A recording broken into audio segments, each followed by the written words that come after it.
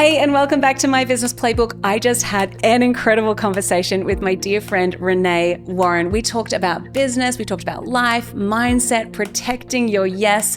What do you do if you find yourself chasing someone else's dream? And I share my top 2025 marketing predictions. Enjoy. To begin with, have you ever had a moment where you felt like you've been chasing someone else's dream and you've wound up somewhere and you're like, I don't think this is what I want? Yep. I think when I doubt myself the most, I try to blame it on somebody else. Yeah.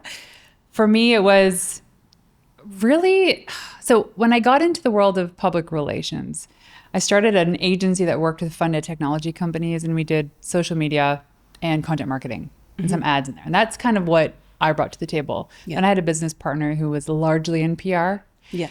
And we did business together for about a year and a bit when we actually dug deep into the numbers to find out that PR was the most profitable thing that we offered as a service. So we're like, let's just double down on this. It makes so much sense. We went from 20% profit margins monthly to 60%. And I was like, yeah. But I never knew how to do PR. So I ran this agency for 7 years and never pitched the media a day in my life. Wow. So I liked that dynamic. And then my business partner left and things got interesting for me because I was like, oh, I'm actually not in love with public relations because it's very demanding. It's a 24/7 thing. And I was having babies, and it was just, this wasn't for me. But then that's what people knew me for. Yeah. So and you're good at it, Renee, so you should keep doing it. You know that feeling where you're just like that visceral feeling of, yeah, I'm good at this, but I don't want to do this? Yes, 100%. But I just kept going because I'm like, well, I already know how to do this. Easy for me to start another agency and easy for me to get clients. I'll just keep going the course until a pivotal moment where my husband called me out on something. Yeah. And I was like, you're right. I don't want to do this anymore. At that same time was when I was having conversations with a friend of mine who had an agency, and she was like, we wanted to start a PR department. So acquired the company and it went to a good home. And as of December 1st, what was this, 11 days ago? I'm officially out of public relations. So exciting. Yeah. And how does that feel for you going from, because it can be such an identity thing, right? Like we become known as the PR person or the marketing person or whatever. How do you feel now knowing it's no longer yours? It's crazy because I kept pursuing this thing because I wanted to fulfill this label of what other people thought of me. And I remember these moments when people would call Dan and I a power couple or like a power mom who had 2 babies in the same year as launching an agency. Yeah. And I was like, yeah, thanks for recognizing that. But it was just so not real. It was inauthentic. And I was just pursuing other people's expectations of what I thought they wanted of me or expected of me or thought I was good at. Turns out I was just kind of holding on for dear life, survival mode. And I needed to let go. And when I released that, the identity, I was like, I released it long before the agency was acquired. Yeah. It was like, it opened up a whole new portal of energy, of healing, which is crazy. That's amazing. And people. And I no regrets because I believe that we are we're destined to go through the course. If we believe this is a lesson, we got to learn it for ourselves to eventually teach others to pursue what you're actually passionate about. Otherwise, it can make you sick. Yes. And there's this element of golden handcuffs in a way, because I know when I was building our marketing agency, it was like, this is quote unquote going well. I really felt that it wasn't aligned anymore. And I didn't know how to, and actually for years I knew I needed to step into coaching, but it felt really scary to let go of something that you've built, something that you've labored over and you've been obsessed with, and you're proud of it because you built this thing from nothing. And like you said, you went through this journey of also having 2 boys and having this business baby as well. I can see how that would be really hard to let go of, because it's the thing that you sacrificed a lot for in that season as well, right? It's It's something I say, I had 2 babies in the same year that I birthed this agency. I would not recommend that to anybody. Yeah. I was ignoring the truth of how I felt maternally and as a woman, even as a partner to Dan. Yeah. And I can't say that I shouldn't have done it because, again, these are lessons for a reason. Yeah. But it did make me sick physically. I had issues for the longest time, like just health issues. Yeah. And I was they called me skinny fat. I was like, didn't work out, didn't eat well, ate crap food. But, being a tall woman, people are like, you gained 10 pounds? Where? And I'm like, I can't have my finger. Yeah. But I was not a healthy person. Yeah. And when I looked at, this was, like 11 years ago, the other women in the industry that were successful, people that I idolized, they weren't healthy either. And I thought, this is just what you have to do to be a successful entrepreneur, is you don't put yourself first. You don't put your health first, mental, physical, spiritual health. You put your business first. Yeah. Wow. Because the moment that shifted for me, I was released of mental load. I was released of the fats that were like stored in my body. But it opened up space for deep healing. And when you actually allow yourself that space to just heal emotionally, you get like these like divine messages saying, this is actually what you got to do. This is the course you have to take. And these are the people you need in your life. And maybe you don't know them yet, but they will show up. Yeah. And you were probably one of them. Yeah. Years ago. Yeah. So I think that fulfilling other people's expectations of ourselves is the worst thing we can do in life. Like the lawyer expects their kids to be lawyers. The doctor expects their kids to be doctors. And maybe some of these people do. They want to do it and they're great at it. But it's also like there's part of it that's the pressure to do that. Yeah. And when there's a path laid out in front of you, it takes a lot of bravery and intention to step off that path. Yeah. It's easier in a lot of ways. Well, in the short term, it's easier to keep staying the path.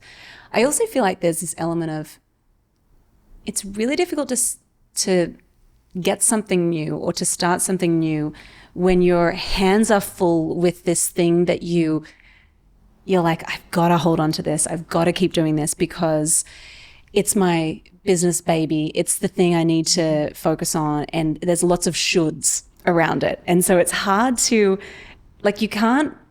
nothing new is going to come to you while you're holding onto this. You don't have space. You don't have capacity. You don't have a free hand to even hold on to something new or start something new because you're so piled up with this thing over here. It's in it. And you feel like you're going to disappoint people if you step away. So you had, was it a marketing company? Yeah. Okay. I had a marketing agency. And we also have a web design agency as well. Okay. And I let go of the marketing agency to step into coaching, mostly because I recognized that I was helping people to come up with these marketing strategies and I was delivering them in a day. And I'd be like, here's your marketing plan. Here's your plan for ads, emails, your content, your messaging. We've done an audit of your whole website. We did this insane thing in a day. And I would give it to them and then be like, okay, bye now. Good luck. Have fun. Yeah, totally. And no one would implement it. And so I was like, okay, there's a gap here. What am I doing? And that's when I moved into group coaching, because also the concept of sitting with people one-on-one and saying the same thing I'd say to you, to someone else, day after day, that just killed my soul. So I was like, I've got to do this and I've got to be savvy in how I set this up. And honestly, it took me so long. I had to just set myself a deadline, and it was terrifying of I'm no longer doing this. And I got 16 clients to sign up to this group program. They paid me $1 each. So they paid me, I had $16. You made it. I know. I was like, I've made it. They don't even know what it is. Neither do I. And so I was like, okay, cool. We're starting this thing. It's going to be called the Next Level Club. I don't really know what we're going to be doing, but it's going to be good. And all 16 of them started. We launched it and never looked back. Okay. And that was 2.5 years ago now. But that month before was terrifying. I made no money. I couldn't pay my staff because we were letting go of this old thing to step into this new thing that I knew was going to be great. But it was that in-between bit that was terrifying. I'm curious about for you, what does that look like now? You're in this in-between bit of stepping into the new thing. What does that feel like for you at the moment? So going back to that bridge from like old offerings to new, I had that too when I mentioned the getting rid of the content marketing and social media. Yeah. And it meant that we were saying no to sales. It meant that we were going back on proposals that we had sent and saying, we are actually not doing this anymore. Like, well, who's going to, it wasn't our problem to solve. We're like, we can do this one thing for you and we'll do it really, really well. Yeah. And there were those 2 months in a row where we were in the red. And I said, have faith. And then it was like the next month, it was like, boom. And then boom, and just kept getting bigger and bigger. And then our profit margins were growing and growing because we had so much conviction in what it was that we were offering. We knew it was just, but a couple bad months, it happens. Yeah. So for me now, in stepping away from, being in the industry for 13 years, it's like I already went through that grief process. And now it's just so beautiful. Like here's an example. I check my emails in the morning. Instead of there being 50, there's like 2. And I go, oh, this is really cool. Yes. I like this. Yeah. They're increasing now, but I get to focus on the things that I want to do.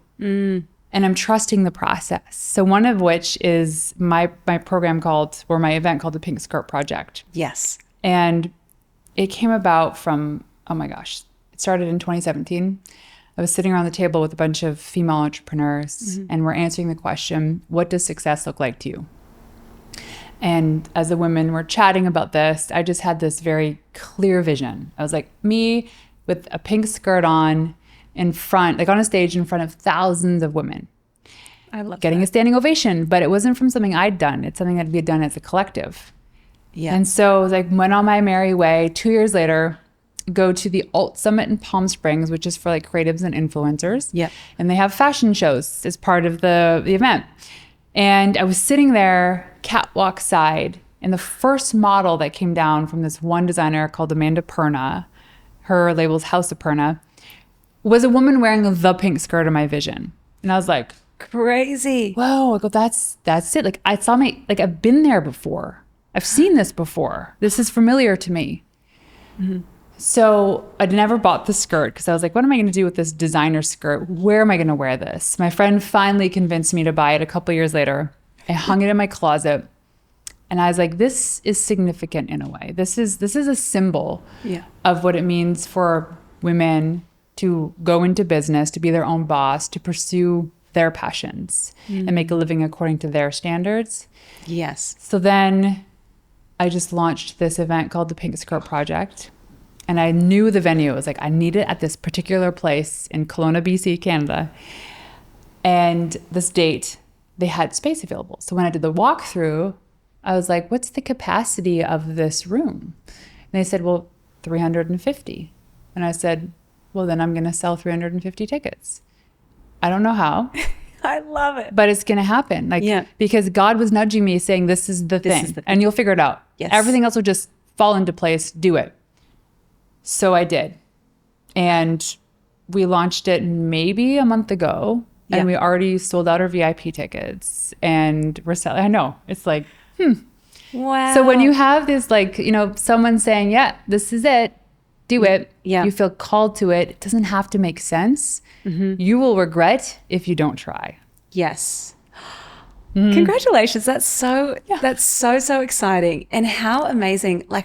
In those moments, I wonder if you hadn't trusted your gut and let go of the agency, I wonder if that door would have opened. There's this weird thing of there's a reason it's called a faith step. It's like, it requires faith. It actually requires you to take a risk and be brave and not know the outcome. But it's also making the decision. Yes. Because I had so many options in front of me. There was 20 doors that I could go through. There was don't do anything at all, right? Be a stay-at-home mom. It's like, I tried that for a month, didn't work, didn't like it. It's just not who I am. Yeah. And I have the utmost respect for women that decide to do that, or even fathers. It's like, nope, okay, shut that door. Yeah. Or the kids are still at school full time and we're traveling the world, which we kind of are right now. But I always need to be working on something. Yeah. And I'm learning more about myself because now I'm given this space to realize one of the things that I'm really good at is helping breathe fire into people. I see their greatness and I want them to see it too. Yeah. And that's what this event is. So had I not walked away from that old identity of public relations Renee, I never would have been able to do this. Yeah. And you think about how many people would miss out on this new version of Renee. And it's not just about you, it's about the people that are going to be impacted by what you're doing as well. It's never about you. Yeah. Well, same with you, the impact that you make, right? You stepped away from guaranteed revenue to follow something that you were being called to do. Yes. And I had a moment recently where we went away. And what I find for me is that if I want to create, I have to give myself margin. I have to give myself space. Otherwise, I just am like in the day-to-day, the getting things done mode. It's really hard to create from that space. It's really hard to dream from that space. And so we went away.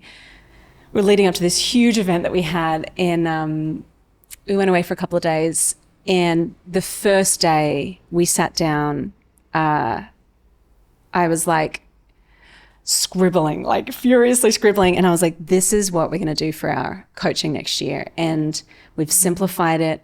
We've made it way more efficient for our team, but way better for our clients.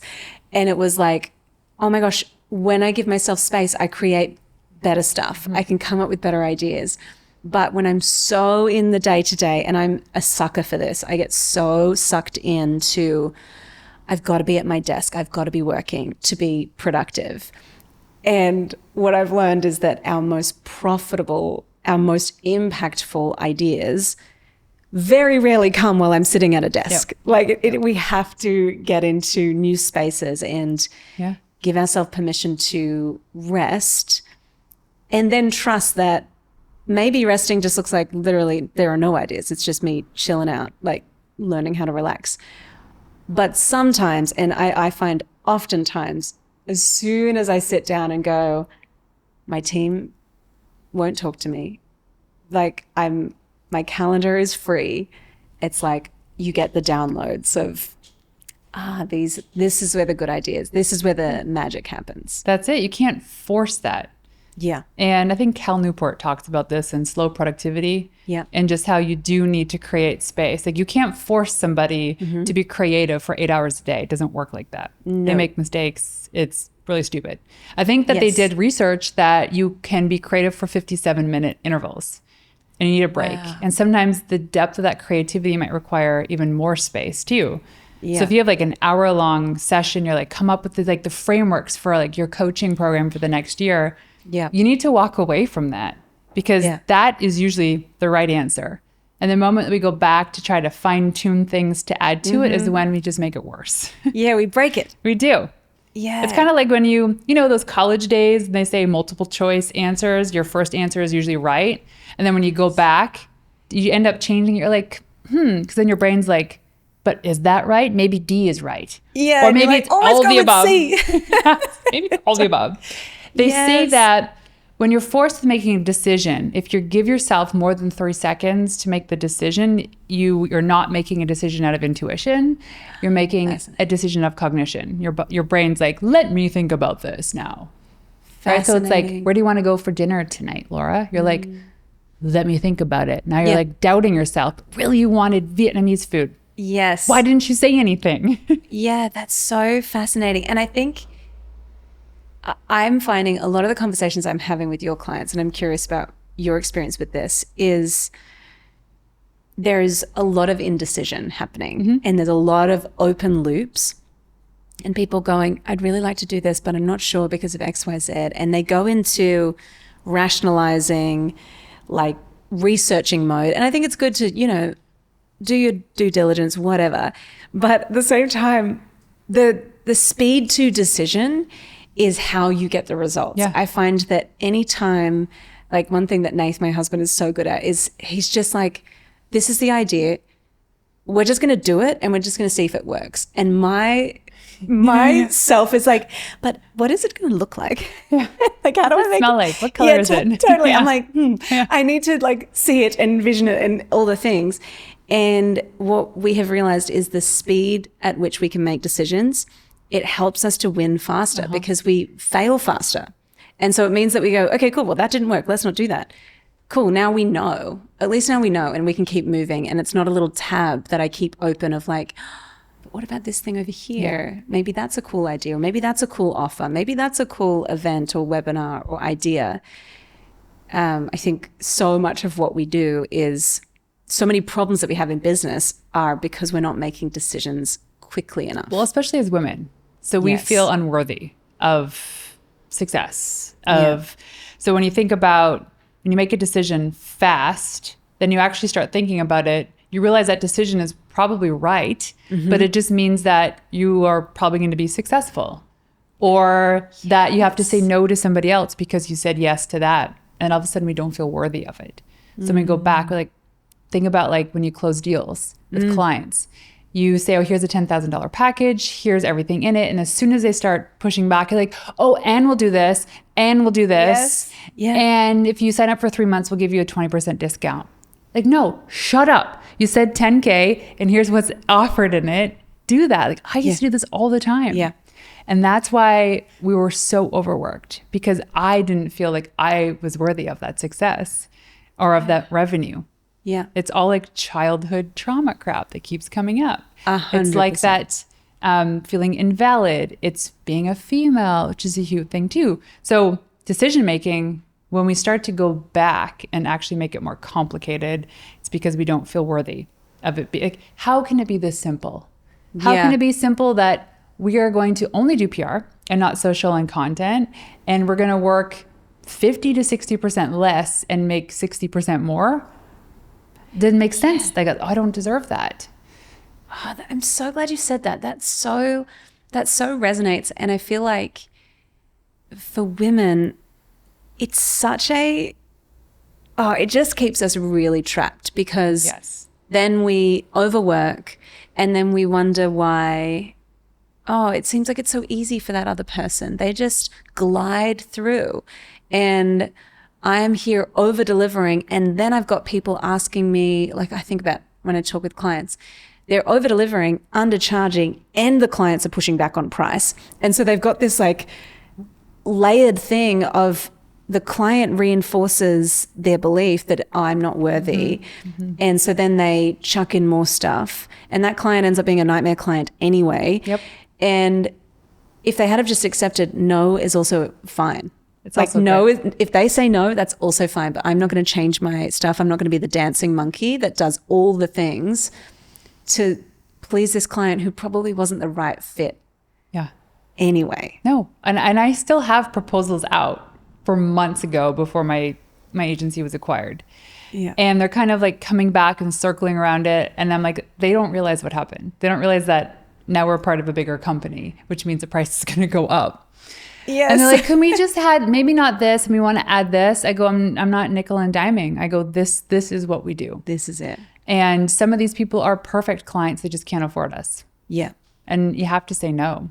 Yes. Because when you say no to them, the next person, there's a lineup of people waiting that want to work with you for that price. And you just don't know they're there because this one person is the bottleneck. And imagine you said yes to that person. Now you just feel like your work isn't good enough. You're not doing things fast enough. It's not creative enough. Meanwhile, there's like, Laura's waiting behind this other person ready to work with me, that she's waiting. And I think energetically what happens when you say yes to the wrong fit for the wrong price is you end up resenting the work a little bit. And all of a sudden that becomes your new standard and your new baseline. And the next time you go into a sales conversation, you kind of sabotage a little bit because you present the price and then you do that thing where you rattle off, but we're also going to do this, and I'm also going to, and I'll come to your house and clean your house. Like you kind of are like, what am I doing? Wash your car, and I'll walk your dog. Totally. Yeah. It's like, how did I get here? So I think it's this, like, we have to be so mindful of what we say yes to and what we say no to. And I wanted to talk with you about this because I feel like you have gone through this journey. How are you now protecting your yes? Because you're a busy mom, you're in this new season. How are you doing that? So can I swear? You can. Okay. I'm like, can I You can absolutely swear. Dan and I have this filter. It's called the fuck yeah filter. Where anytime that we're invited to go anywhere, if it doesn't initially scream fuck yeah, it's probably like maybe not now or maybe later. Because it's like that visceral, yes, I want to do that. Yeah. Like for me, we're celebrating our 10-year wedding anniversary and I want to go to Italy for 2 weeks. Now, we were invited to go and do this incredible experience with friends of ours through Kenya. So they have this excursion that they do, and it's for their charity and their organization. Beautiful. Where we go and we stay at this beautiful hotel for like 5 or 6 days. And then we go do like this trip in the desert. Yeah. And we sleep in camp in tents. I don't do that. I'm not good with that. They're like, well, there's showers and there's really cool people and amazing entrepreneurs. I'm like, yeah, that's fine. You know what, Dan, let's consider this for next year, like which would be this year. It turns out that I would have to choose between our trip to Italy or this. We could probably do both. Yeah. And I witnessed myself dancing around the idea. I was like, oh, but maybe this is a once in a lifetime thing. We get to bring the kids. What a beautiful learning experience for them. Yeah. But my heart was already set on Italy. Yeah. And I just went up to Dan one day. I go, Dan, in my mind, I already created the story about our anniversary. I'm in high heels wearing red lipstick. It's the opposite of going to this thing in Kenya. I want to go to Italy, please. Yeah. So I think we need to be okay with trusting ourselves and saying yes to the right things, knowing that it might be wrong. Yeah. And that's okay too. Like saying yes to becoming a business coach and not running a marketing company. Saying yes to walking away from building something for 13 years. And like, really? Nobody cares. Yeah. Nobody cares because everyone's thinking about themselves. And so when I made the announcement that my agency was acquired, I got some messages and some DMs, congratulations, but no one was like, oh, well, what are you going to do now? Or what's next? It's like, I'm already doing it. This is the thing I've been wanting to do now for 10 years. Yeah. Now I'm doing it. And it maybe doesn't make sense to other people, but you've been envisioning it. You've been seeing it and dreaming about it. That's it. And so this decision is like years in the making. It's so silly. As well. It's so silly. How do you, in the moments where you feel like, okay, my tendency is to say yes to this thing, even if it's not like a heck yes. How do you give yourself distance in that moment to not be like, of course, we'll see you in Kenya? Like, how do you do that? I know. In those I moments? just crossed my eyes. I'm thinking of an example today. So context is we flew into Australia yesterday afternoonish. Huge flight. And and actually the flight was fine. The whole trip here was smooth, beautiful. Yeah. But today's technically day 2. And we know is the worst day for jet lag. Yeah. But it was also, we knew today was the back-to-back-to-back day with all the things. Yeah. And then I saw that we somehow, Dan snuck in a dinner late tonight. And I'm like, it could have been Oprah. It could have been the Queen when the Queen was alive. And I still wouldn't have wanted to say yes. Yeah. Because I knew my battery was going to be 0. Why did I say yes? And now we have to backpedal and postpone this dinner because we are so exhausted.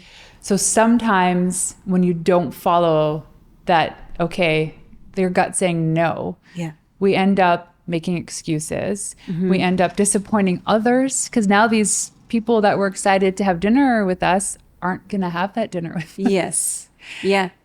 And sometimes you don't know in the moment, this is going to be a bad call, or future me is going to be annoyed by this. I find myself, there's like certain weeks of my cycle where I'm like, oh my gosh, give me all the people. Like I'm like ready for it. Yeah. And then there are other weeks where I'm like, who said yes to this? Yeah. And it's like, oh, it was me. Those decisions you regret felt good in the moment because you felt good in the moment. I felt good in the moment. So I said yes. And then you're like, I have deep regret. But it's just like, you know, going on that is when you're more self-aware.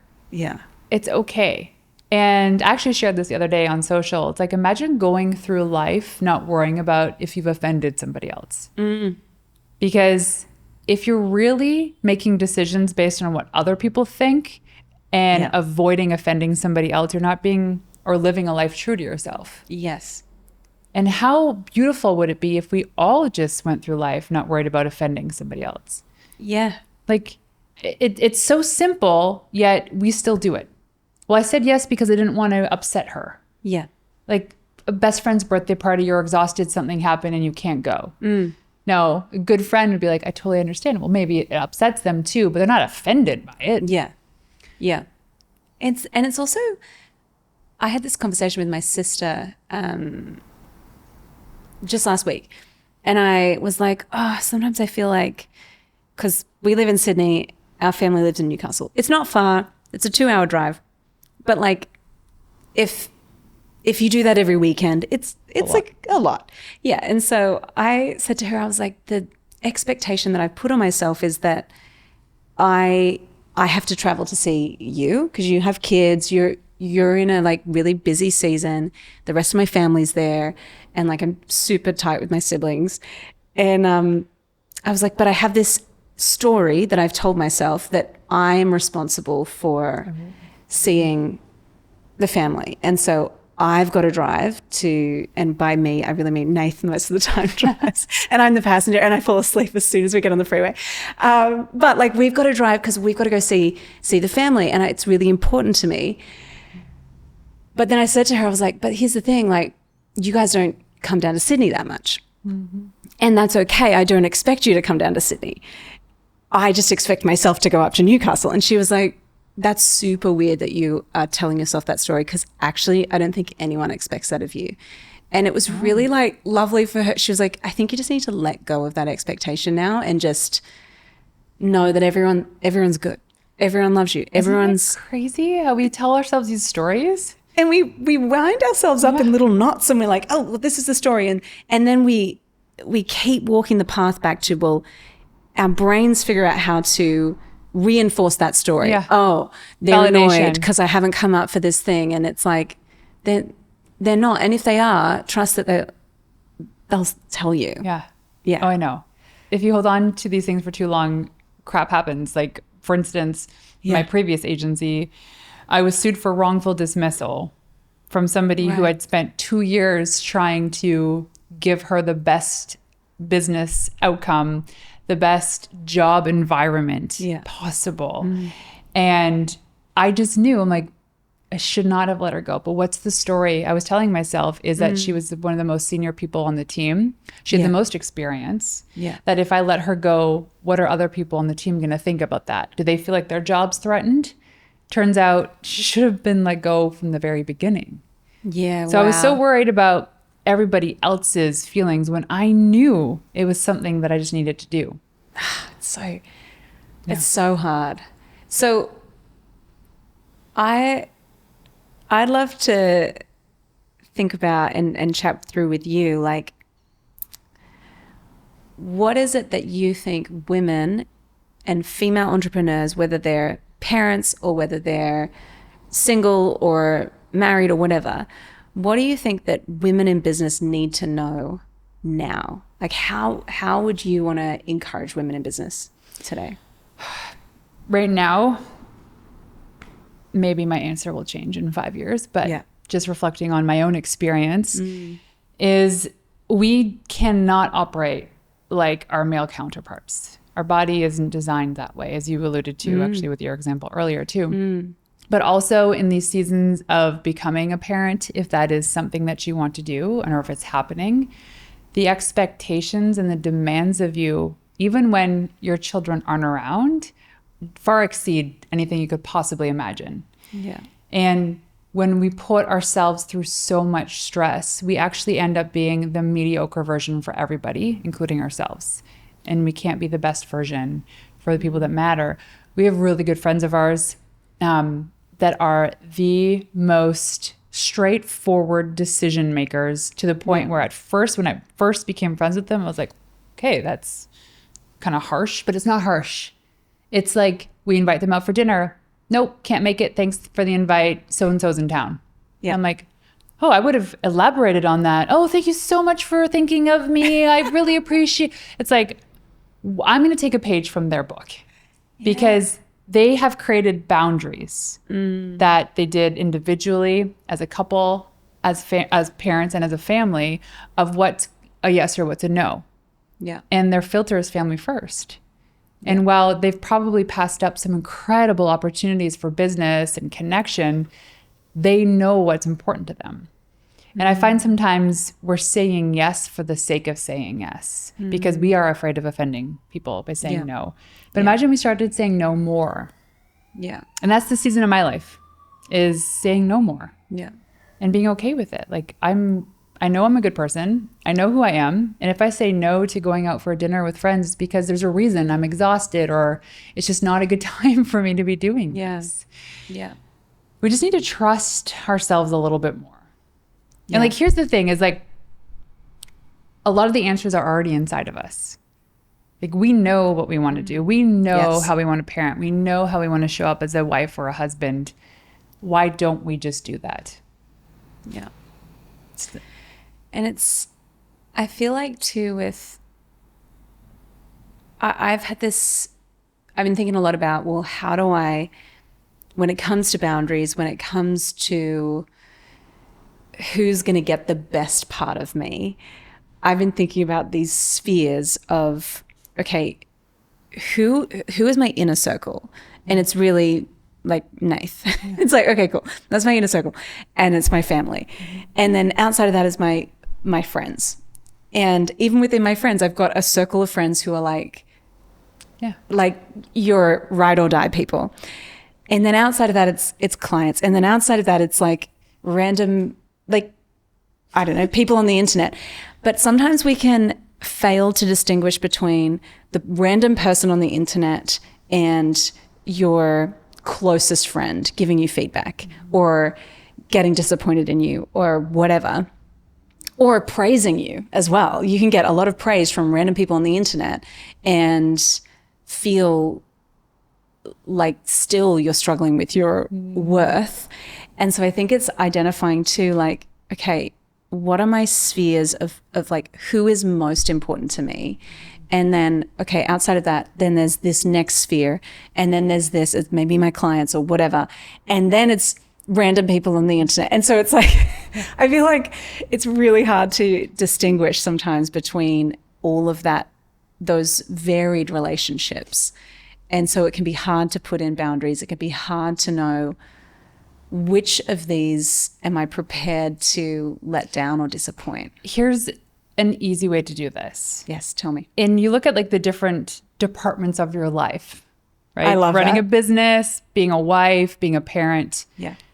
In all of those categories, departments, whatever you want to call them, there are probably, a handful of people that you admire doing it well. Their opinion should matter more. And guess who's going to be at the top of those departments? Probably not your family, probably not your best friends. Yeah.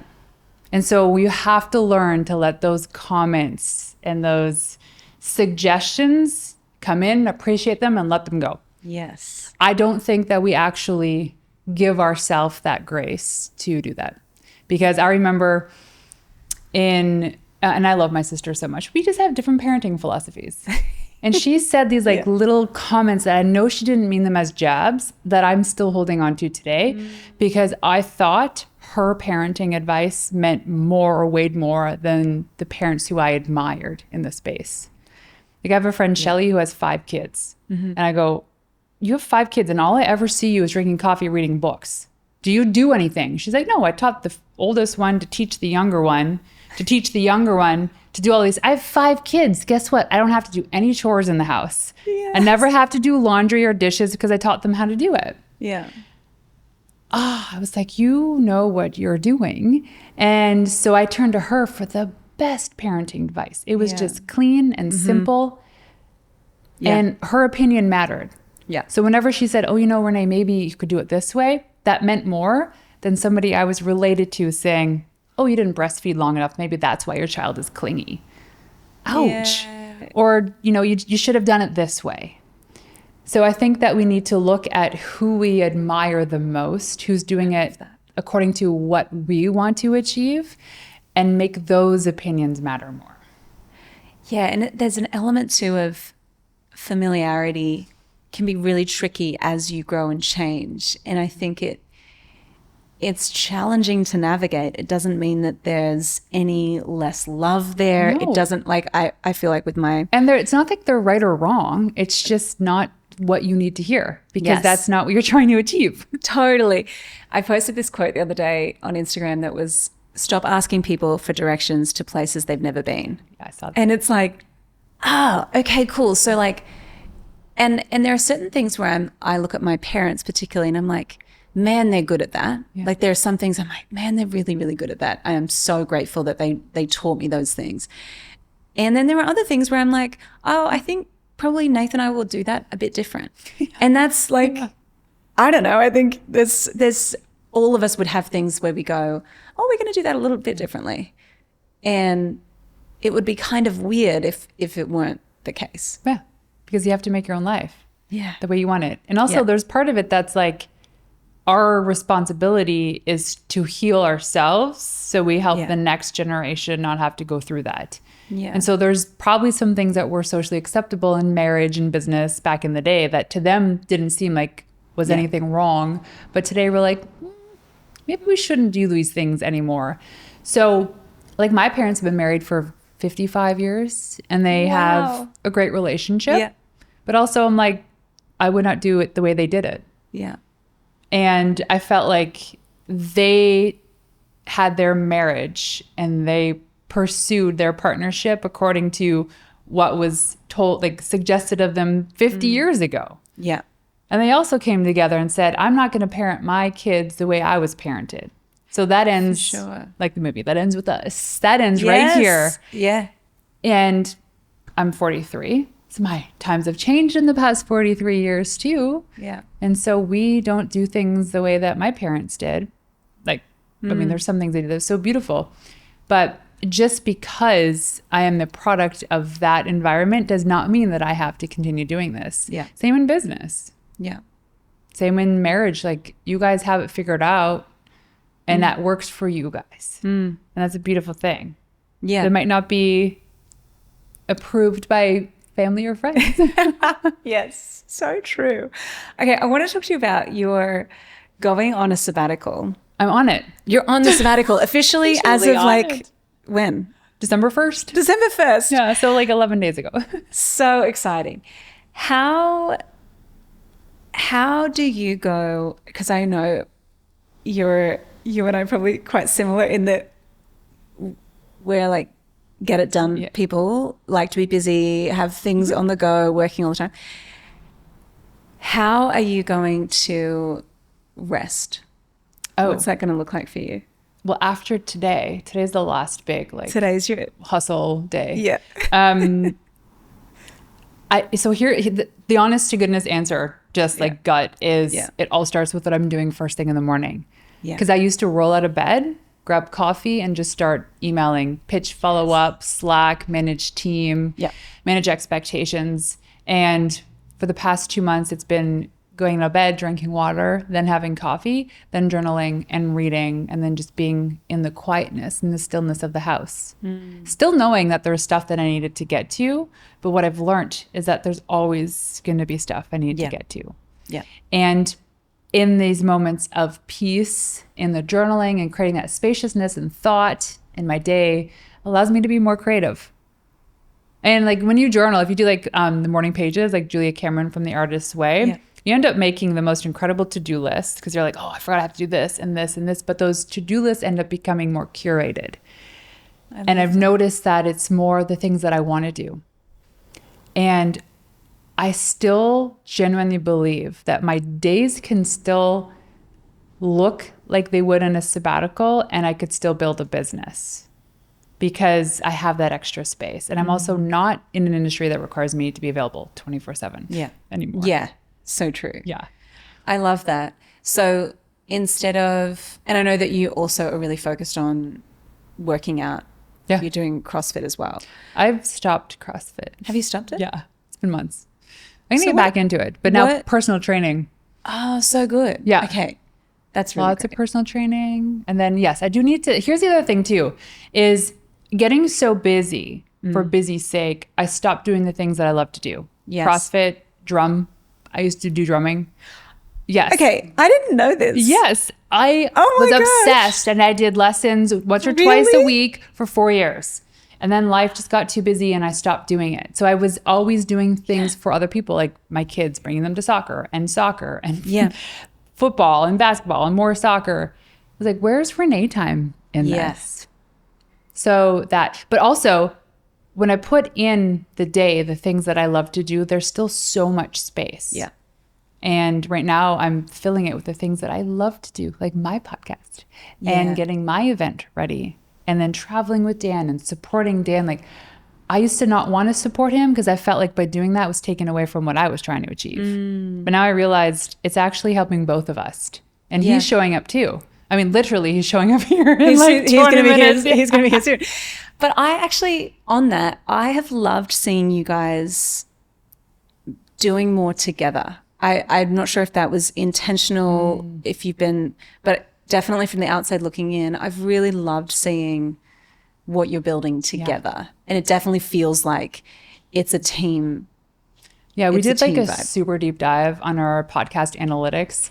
And now that the podcast is part of Martell Media, I report to Sam, which is Dan's like man Yes. for everything. Love. And it wasn't that long ago that I was reporting to him the episodes that had the highest consumption rate and the most downloads, which Yeah. is like kind of key metrics for us.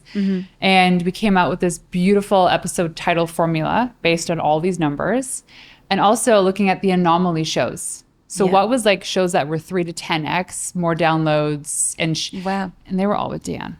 And I didn't want to You're like, tell "Dan." him that. I'm like, don't let this go to your head.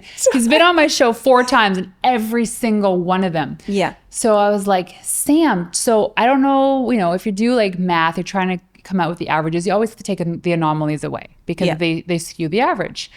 But I feel like compelled to maybe do more content with Dan. And he looked at me, he's like, Renee, the content you create with Dan also does very well on his channels. I go, blondes convert. I knew it, blondes convert. So now we're doing monthly content together. That's We just, like- so good. And it's so much fun because I so love watching him shine. Yeah. And I just love the people like you that just gets like pulled into our orbit. Like the fact Yeah. that we can go across the world and show up here and have friends that Yeah. are waiting to connect. I'm like, Yeah. this is so cool. Yeah. And like, this is the life that we've always dreamed of. And now we're actually living it. And it seems like you are, I just feel so excited for you because you seem like you love seeing Dan shine, but it's like really cool to see you. I just feel like even in the last 12 months, you just have I like think so too. stepped into this new thing. And this event that you're going to do, it just feels like it's all going to take off. And I can't say that I regret not doing this sooner because I do believe that everything in our life is by design. And we could spend all this time contemplating and trying to figure out why this happened. What's the lesson?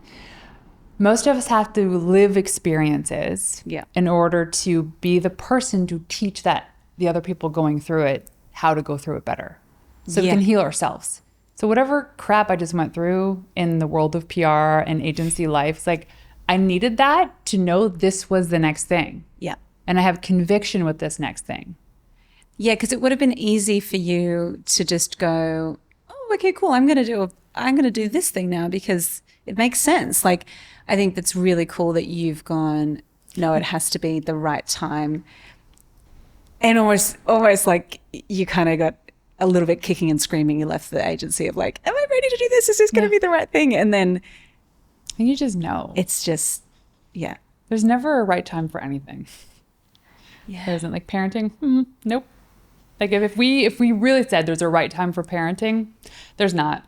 I think like not. maybe physically for women there probably is. Yeah. For business, it's just you just got to do it. Yeah. You just got to jump in. Yeah. Take the chance. Make the decision. That's Yeah. your decision, not somebody Yes. else's decision. And do it. Yeah. Oh, I feel like I had so many other questions written down, but Okay, I have one for you. oh yeah, you tell me. Okay. I'm ready. Okay. So in the world of marketing, because I know you know this really, really well, I've seen such a massive shift in PR. Yeah. And now it's pretty much like everybody's an expert online. Yes. This, like, connecting in real life is the golden nugget for success. But what are some of your predictions for 2025 when it comes to marketing your business? Oh, I love this question. I feel like we went to this Stephen Bartlett podcast day thing, and he was talking about AI. And I remember I left the thing and I was like, oh my goodness, are any of us going to have a job? And I really felt quite anxious and was like very stressed. It's like, no, everyone's an expert, but also how much of it is AI and ChatGPT and like what does that actually mean for us? And I had this revelation of what this is going to mean moving forward is that in-person tangible things are going to be the stuff that cannot be replicated. And that's going to be the stuff that people crave and that they gravitate toward. And so we're doubling down on how can we meet people in person? How can we do more events? And how can we make people feel like a human in this world of AI? How do we make people feel really seen, really supported? And so we're doubling down on how we build community, how we do in person. And so in terms of marketing, anything we can do to replicate an in-person experience is going to work super well. And then a tactical thing is the stock standard. Here's me talking to camera and I'm sitting in a chair. It's static. It's just me just talking with some captions. I am finding that content does not work. And so we're seeing movement, whether it's like me driving in a car or me walking around, or there's some sort of movement to keep people engaged. I'm finding with video that's working a lot better than the, hi, I'm a talking head. But then that did used to work. Yes. So Jen Gottlieb, someone asked her like even years ago, what works best for social media, like Instagram. She goes, well, it changes every day. So is how I show up. Yeah. And if you look at the Hormozis, their content changes all the time. Yes. So it's like you see something new and it's banging, and all of a sudden everybody starts doing that. They're on to the next thing. And they already know like 3 things out. What's the next thing? Yeah. Because they can't. So those like direct to camera stuff used to work, and that was beautiful. Used to work. Yeah. And then everyone starts doing it. So it's like, scroll. And even conversations I would have with friends who maybe would be ideal clients of mine. I always ask them like, what content do you consume? What do you like? What do you not like? And I remember a friend said to me, she runs a very successful business. She was like, it feels like every video, someone's just telling me what to do. And I heard that and was like, yeah, that really sucks to be like, have someone talking at you to tell you what to do.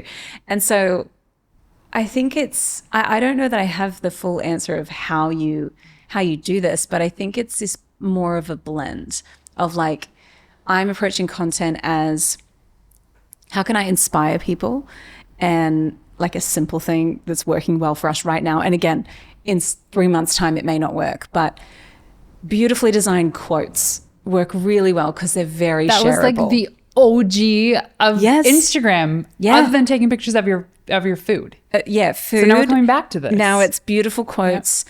Carousels are working really well for us still. So we're like, carousels kind of made a comeback. So we're kind of trying to have a blend of formats. So video, design tile, carousel. And then we're also trying to have a blend of, okay, is this a story? Is this something that is funny? Is this something that is educational? So it's not all educational. It's like this blend of connection content, people actually seeing you. And I think more and more I've realized if I post a photo with Nath, people love seeing Nath because it's like, oh, you're a human being. Yeah, he's your husband. Like, it's like, oh, okay, cool. It doesn't feel as polished. Yeah. So that's what I'm seeing. It's like connection, your story, your perspective, and the educational, like how-to stuff in the mix of that. Because we do need credibility. We do need to show that we're. Well, that's we why know what we're like talking the about. Get Ready With Me was, and maybe it's still doing well, but you see these people, mostly women, that are Yeah. putting on their makeup, going live, talking about whatever questions flow in. Yes. And then they can use that for whatever. I think my prediction for 2025 Yeah.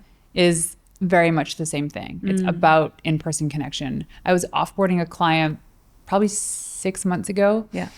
And he was a PR client. And this was when I was slowly getting rid of the clients that I didn't want to work with. Yeah. And he's like, Renee, everything you did was great. I love this. But if you had one suggestion for me going forward in the next year, what do? I go, get in the room, physically get in the Yes. room. I go, nobody I've done business with was because of one time I met them off chance on like a Zoom call. Yeah. They were either introductions or people that I met. And that is never going to change. And it's going to be especially more true with AI.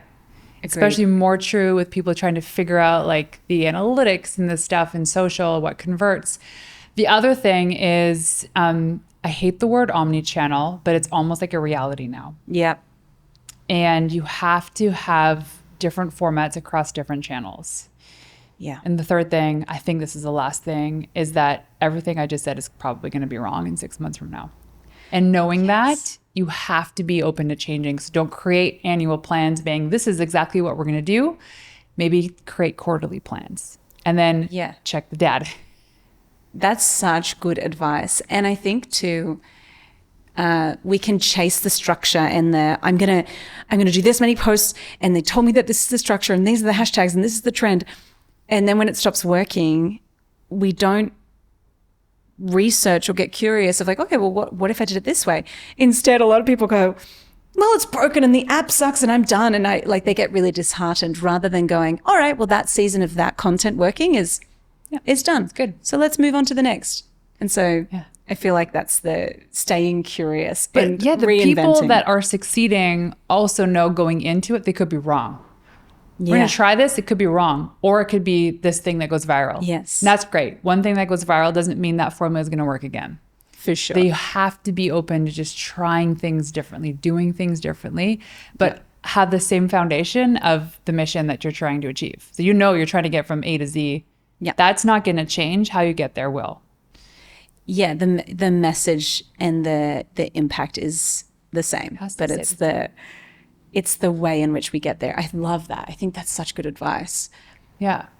Okay, I have a question for you. Yeah, tell me. I asked you this one maybe 2 years ago. I don't even know when you were on my show. We don't even know. I feel like it was 2 years ago. Well, when I ask you what it means to be a wild woman, yes. What is that to you? I don't know what I said then. Well, it's changed. I think it has changed. Yeah. I do think it would have changed. I think for me, the thing that I am aspiring to be is someone who is like equal parts kind and caring and empathetic and like a really good friend, and badass, bold, like someone that people look at and go, that's a strong woman who knows what she's doing and she's like a bit of a badass. So for me, I'm like trying to Be both. be both, and knowing when to do The like, badass versus knowing when to switch into that and go, that's not going to work for me, and this is my little alter ego. So I think for me, it's like blending the magic of the feminine with that just the right amount of that masculine energy of like, sassiness. yeah, just Kind of reminds me of the Uber ride I just had when he refused to stop the wheels were rolling very slowly. And I'm like, what's going on? Because he was picking me up in a no pickup zone. And there was the parking guy. His camera was out, ready to take a picture of this guy's car. It's like, I'm not Tom Cruise. This ain't happening. This is not happening. So he eventually stopped. I jump in and I go, were you going to stop? He's like, sorry. And he just starts getting angry about the whole situation.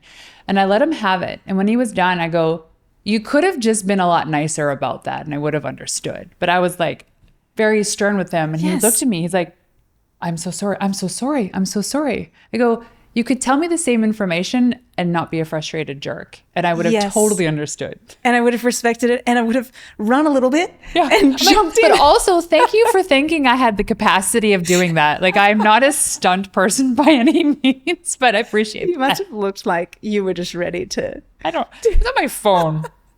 It's on my phone. Anyway, but I feel like there's times when that, I don't want to say it's rage, but kind of like this situation could have been dealt with a little bit better. Yeah. And it's okay to speak up. It's okay to say, you do not have to talk to me like that. Or you could have been a little bit nicer. My favorite saying, and it's paraphrased by Stevie Nicks, she says, when you're gracious, you've already won the game. Oh, I love that. It doesn't matter if you win or lose. It doesn't matter if you didn't achieve what you wanted to achieve, or if you are divorcing somebody, whatever those life challenges. If you're gracious throughout it, you've already won. I love that. That's such good advice. Yeah. Final question for you. What does being a wild woman mean to you? Oh, no one's ever asked me this before. Really? And I'm like so nervous. No. So the word, after probably 250 interviews where I've asked this to women, the one word that keeps coming up time and time again is the word unapologetic. Yes. We constantly feel the need to apologize for the things we want in our life. And I think this will change in the next 5 years for sure, because we're going to be less apologetic about actually pursuing the things we want in life, but being completely, utterly unapologetic for the things that we are so convicted that we want to achieve in our lives and not backing down. I love that. That is so good. Yeah.